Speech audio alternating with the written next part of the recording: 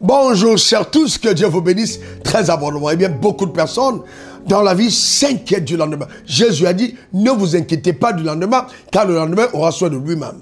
Quelle que soit la position, quelle que soit la responsabilité, quel que soit le couloir, j'ai vu sous le soleil beaucoup de personnes s'angoisser par rapport à la semaine d'après, par rapport aux années à venir.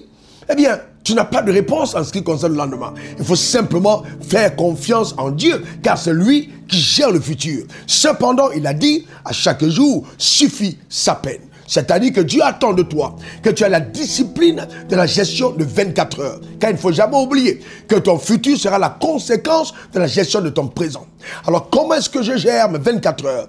Au début, je me lève le matin, je rends grâce à Dieu. Tu es debout parce que Dieu a voulu que tu sois debout. Ce n'est ni tes diplômes, ni tes connexions, ni ta position, ni ton argent, ni ton savoir. Eh bien, c'est une vanité que de le penser. Tu rends grâce à Dieu parce que plus puissants, plus forts, plus riches que toi ont été enterrés. Et tu es encore en vie. C'est une grâce de Dieu. Tu célèbres l'Éternel pour la vie et puis tu pries. Tu pries pour te soumettre vraiment entre ses mains, pour accomplir sous le soleil la raison de ton existence. Tu pries pour lui être agréable. Tu pries pour recevoir de lui la force et la capacité de pouvoir exceller dans le couloir de ton appel. Écoute-moi attentivement. Dieu n'attend pas de toi que tu sois simplement productif. Il attend de toi que tu sois le meilleur. Il a dit, tu seras toujours la tête, jamais la queue, toujours en haut, jamais en bas. Donc Dieu veut que tu puisses exceller. Parce que ta vie sur terre doit refléter, révéler la grandeur de ce Dieu avec qui tu marches. Les gens doivent voir qui est Dieu au travers de ta vie. Il a fait de toi un ambassadeur. Donc la gestion de 24 heures est capitale. Il y a des tâches qui te sont assignées journalièrement. Tu dois te discipliner d'accomplir ce que Dieu attend de toi quotidiennement. Pas à accompagner un ami au funérailles, pas arrêter à une buvette, pas aller à la boîte de nuit, ou alors aller rendre visite à une tante. C'est bien toutes ces choses, enfin, pour certains d'entre vous. Aller chez une cousine, faire X, Y chose, ça peut être correct. Mais cependant, attention.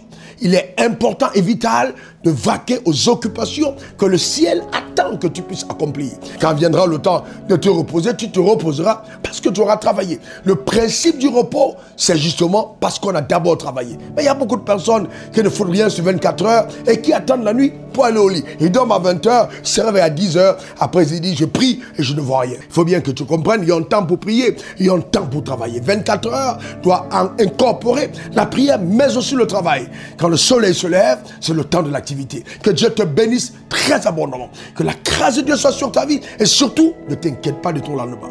Vis le présent avec une telle foi, une telle énergie, un tel engouement, une telle discipline, que même quand Dieu te regarde sur le ciel, il se sent obligé de remodifier le schéma de ta destinée. Parce que ta vie attire tellement l'attention des hommes, tu donnes tellement honneur et gloire à Dieu dans ta consécration personnelle qu'il n'a pas d'autre choix que de t'amener dans les hauteurs.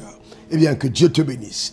J'espère que ce conseil te fera du bien, surtout que tu le mets en pratique. Tu le mets en pratique. N'oublie pas, sur 24 heures, si tu peux, utilise aussi tes pieds pour marcher un tout petit peu. Tu as créé tes pieds pour marcher et non pour rouler. Ta vie est très précieuse. J'y allais avec discipline, engagement, et puis abnégation, passion, dévouement. Eh bien, c'était encore moi pour te servir. Je sais que ça fait mal quelque part. Je suis le diplômé de l'Académie du désert. Quand on est passé par le feu, les conseils qu'on donne, ce n'est pas juste du miel. Très bonne semaine. Suivez le révérend sur les réseaux sociaux, Facebook, Instagram, Twitter et YouTube. Et suivez-nous en scannant le QR code.